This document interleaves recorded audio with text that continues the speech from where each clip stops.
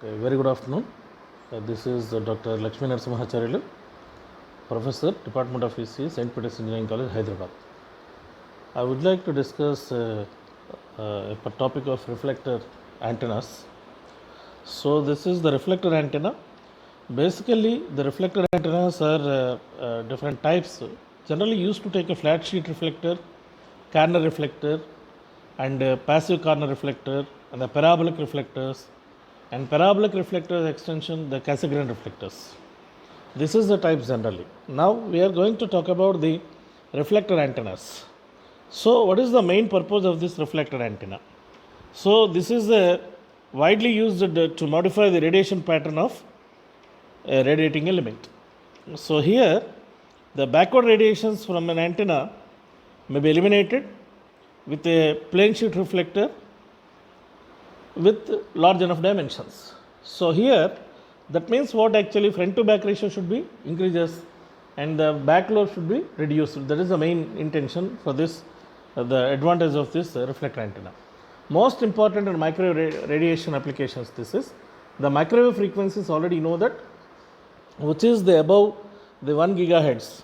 That means which is the 1 gigahertz to the 300 gigahertz. So in this range we need to operate a high level communication systems. So for this the reflector antennas, just like this is the parabolic reflector. Parabolic reflector is used for the satellite communication, the space of propagation generally. So here the most important microwave radiation applications, this antenna, and at microwave frequencies size of antenna is very small. Already know that. So here the wavelength will be very reduced when the frequency increases. That means the frequency and wavelength both will be inversely proportional to each other. So therefore at high frequency ranges the wavelength should come down to the millimeter range. So it have the very high level signals. So the size of the antenna is very small, and the frequency and the size are inversely proportional. Already just now I told that. And any shape of reflector produces the desired directivity in a reflector antenna. Any shape of reflector produces a desired directivity in a reflector antenna. For example, you say the different types of reflector antennas: flat sheet reflectors, corner reflectors, passive corner reflectors. What is the active and passive corner reflectors? Passive corner reflector means there is no exciter, there is no feed point. That is the passive corner reflectors. Active corner reflector means it has some feed point. So here in reflector antenna, another antenna need to excite it. That is called the feed. Example, generally used to take a folded dipole. The dipole, half a dipole is the feed point, or you say that horn antenna is the feed point, or a slot for excitation for that particular reflector antennas. So that particular feed point antenna is called the primary antennas, which exciting the signal, and the signal is delivered and which will be passed towards to the rim of the reflector. Once it hits the reflector, the wave should be reflected back, just like image, mirror image. So therefore here the primary antenna is a feed point antenna, which is generally horn antenna for giving a maximum radiation efficiency, and the dipole antenna also use it, the slot antenna also use it. So that is the primary antenna, and the reflectors are called the secondary antennas. Generally used to take, one is secondary, other one is primary. The two antennas will be required. So the feed point, whatever the energy is gives to this antenna, that is called the primary antenna, and the reflector are the secondary antenna here. So now types of reflectors generally. How many types of reflectors? So the shape of the reflectors is say plane reflector, that is a 180 degrees, a straight one sheet reflector. Plane reflector, the two sheets should be joined together, that is called the corner reflector with somewhat angle alpha, that angle in between the 0 to 90 degrees generally. And the curved or parabolic reflectors. So these are the types of the reflector antennas, shapes. The flat sheet reflector antenna, for example, is kept in front of the feed energy is radiated in the desired direction, and to increase the directivity, the large flat sheet placed in front of the half-wave dipole. Generally, the half-wave dipole already know that lambda by 2 antenna, which is used as the feed point, which is in front of that reflector. Once the exciting that dipole antenna, it releases the signal, releases the waves which will be bombarded on the rim of the reflector. The reflector again it reflects back the signal. So therefore, reduce the backward radiation by using of this reflectors reduces the backward radiation and increase the gain in a forward direction. So therefore, FBR ratio is also increases. Once FBR ratio increases, then the radiation pattern will come in one side. Maximum radiation will come in a front of the reflectors. So therefore, the back of the reflector there is no radiation, very minute. So therefore, this is excellent advantage for this reflector antennas. Now we are coming to this. These type, just you observe that you see this here, you observe that the feed point is there here. This is the primary antenna, this is called the reflector. The one sheet you will take, one feed point should be arranged in front of that, which will excited the signal, which the signal is passing towards to the rim of the reflector, and when it hits that reflector, the signal is gets back, okay, like this. So this is the actual principle of the reflector antenna. If you take a flat reflector, you say this is a plane reflector. Now you will take the flat reflector. This is in figure B, half-wave dipole with the plane reflector. This is the dipole antenna is there feed. Yeah, this is the plane reflector, and you will see this. This is the half-wave dipole array with the plane reflector. Half-wave dipole array with the plane reflector, and here this is the half-wave dipole with the reflector element. That is the reflector. Half-wave dipole. This is lambda by 2. What we used in a Yagi-Uda antenna. The same thing is here. Just to try to understand. This is the driven element. There is the reflector. This is the plane reflector, and the examples is this is the shapes like this. Okay. So now we are going to talk about the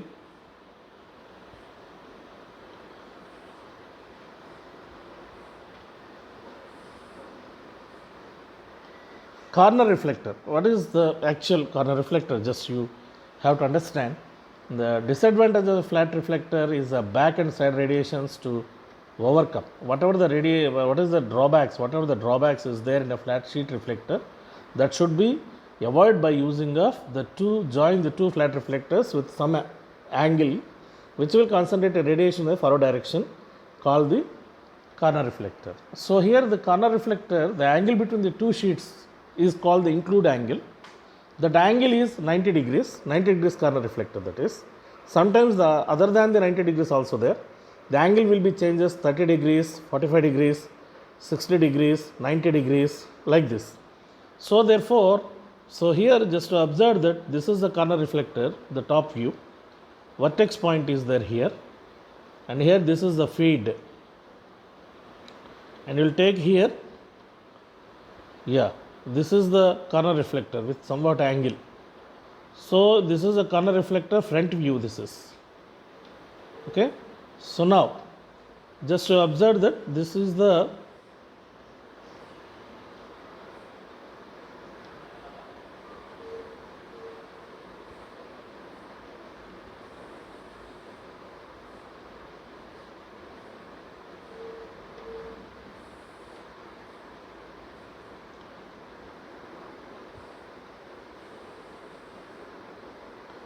this is the corner reflector with somewhat angles is varying 45 degrees, 60 degrees, like this.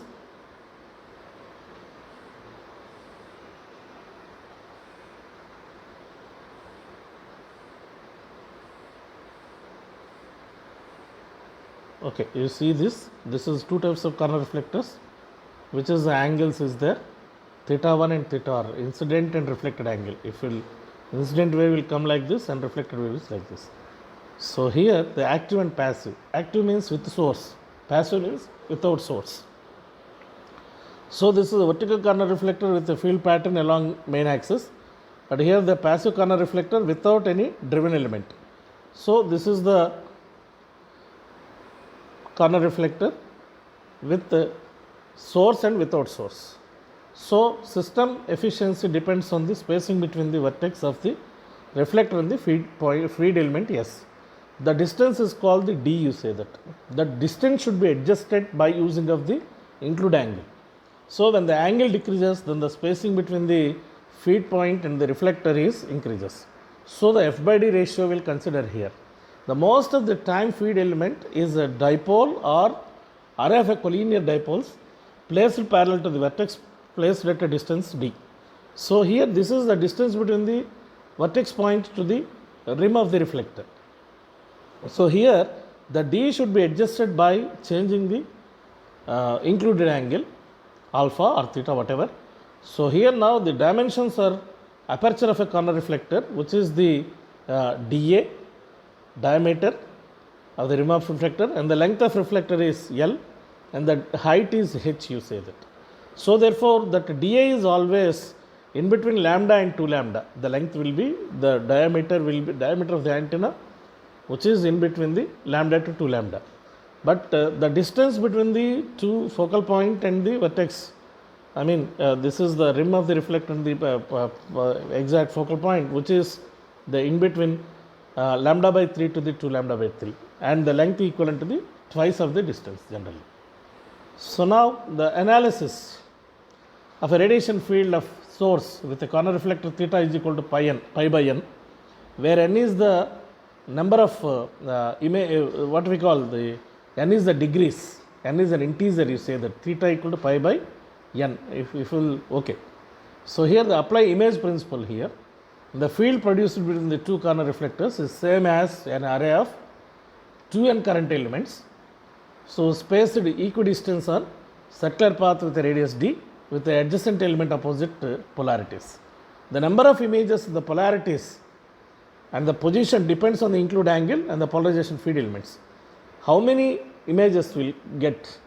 For example, theta equal to 90 degrees. So therefore, how many images will come? Here you try to understand here theta equal to pi by n. Pi is equal to 180 degrees. N. So how many is there? 2 generally. So therefore, the number of images, polarities and the position depends on the included angle and the polarization feed element depends on that only. The multiple images on the circular path for a different angles. So multiple images will be observed. For example, you say that the 30 degrees is there. Generally used to take how many will come images, or 45 degrees is there, how many images will come. Like that we used to take, generally used to take for the 45 degrees, the 7 images plus actual one, the total is 8 like this. So now used to take, this is the alpha equal to 90 degrees here, just to understand. D 90 degrees is there. How many images will come? 3 images plus actual thing. So total is 4. Similarly, 60 degrees is there. How many images will come? 1, 2, 3, 4, 5 images will come. Real one and images are 5. And if we will take a 45 degrees angle, feed point, so how many images will get? Minimum of 7 images will get and 1 real. Total is 8. So that is the how the corner reflector angle alpha depends on integer n. Let us obtain the different conditions of the corner reflector angle with the different values n. If we will take n is equal to 1, what is the alpha value? Alpha value is equal to 180 degrees, because the pi by 1 radian, which is equal to 180 degrees, that seems as a flat sheet reflector. If we will take n is equal to 2, what happened? We will apply that n is equal to 2, then alpha equal to pi by 2, that is equal to 90 degrees. This is called a square corner reflector. If we will take n is equal to 3, what is alpha value? Pi by 3, which is equal to 60 degrees, the corner reflector with an corner angle of 60 degrees. If you will take n is equal to 4, then what is the angle? 45 degrees. So therefore, for this, how many images will come? Which is already we discussed in a previous slide, right? So now the method of images of the square corner reflector, you say, so here this is the main axis, and here you observe that this is the image of this thing actually, the 1, 2 and 3, 4 here. Consider a square corner reflector with an angle alpha equal to 90 degrees. This reflector consists of one driven element represented by D here, which is located at point as shown in the 1, indicated by 1. The corresponding to one driven element, 3 images represented by 2, 3 and 4 are shown in side figure. So now the driven element along with all 3 images carry current of same magnitude, but currents in driven antenna and its image 2 are in phase, while the currents in the image elements of 3 and 4 are out of phase by 180 degrees. So here we need to observe that for the one is the actual driven element is placed here, the images will be formed 2, 3 and 4, but the image 2 is in phase with the driven element 1, but 3 and 4 are out of phase by 180 degrees. And this is the electric field equation, which is in the horizontal plane at a distance r from the antenna is given. So E phi of theta like this, and here you say that the I1 is the current in each element, K dash is the constant incorporated distance r, and the D is the distance between distance of a driven element from the corner angle of the main axis. So here the terminal voltage, the center of a driven element is given by the V1 equal to I1 plus Z11 plus I1 Z12, like already know that all this. So where Z11 is self impedance, Z12 mutual impedance, Z13 and Z14 is also mutual impedance between the terminals 1 and 3, right? Because Z13 and Z14 are Z1 and 4 elements. So V1 equal Z11 plus Z12 minus 2Z14 into of I1. So here if a power P is supplied to the driven element, the power input to each image also remains same. So that is the power. Now power can be expressed in terms of the currents. So therefore I1 is equal to, so I1 already we get from this. So here P is equal to I square into R. Now I is equal to under root over P by R. So therefore I1 is equivalent to the under root over P by whatever the impedance we got it, R11 plus R12 minus 2R14. From the above equation 3 may be written by considering the resistive part of all the impedances, putting the expression I1, and we will get the equation 1 can be rewritten is like this: E phi of theta equivalent to the K dash into of root over P by R11 plus R12 minus 2R14 into of cos of alpha d cos theta minus cos of alpha d sin theta. If the reflector is removed, then no image element can exist. Thus R12 and R14 comes to 0, then only halfway dipole as the driven element is remains. The electric field due to isolated lambda by 2 dipole is given by E phi of theta at a lambda by 2 equivalent to the K dash of under root over P by R11. This is the now gain which will be in theta direction. So it may be G of theta equal to E phi of theta by E phi theta of lambda by 2 at. So these two will be substitute and get the results like this. So here the final results is get from this G naught equal to G of theta equivalent to the under root over R11 by R11 plus R12 minus 2R14 into of cos beta d minus 1, which is the field pattern driven element and its images which is shown in the above figure. Okay. So now for the 60 degrees corner reflector, the one driven element and 5 images, for 45 one driven element and 7 images, for 30 degrees we will get one one driven element and 11 images will come. So because of 360 by 30, which is 12, therefore one is the driven element, other all are the images. So therefore 11 images will come. The field strength of a corner reflector along the axis due to a driven element and the 3 image elements is a 4 times the field strength of the halfway dipole in the free space. Then what is the advantage of this is the field strength will be increases 4 times. Then radiation patterns will get very broad. That is the major advantage of this reflector antennas. All image elements add to driven element. the power radiated by the driven antenna of a corner reflector is 1.7 times than the half wave dipole in free space. That means the power radiated will be increases, the radiation power radiated intensity will be increases, power radiation increases. The gain of the corner reflector of the antenna along with the axis is almost 9 dB or more.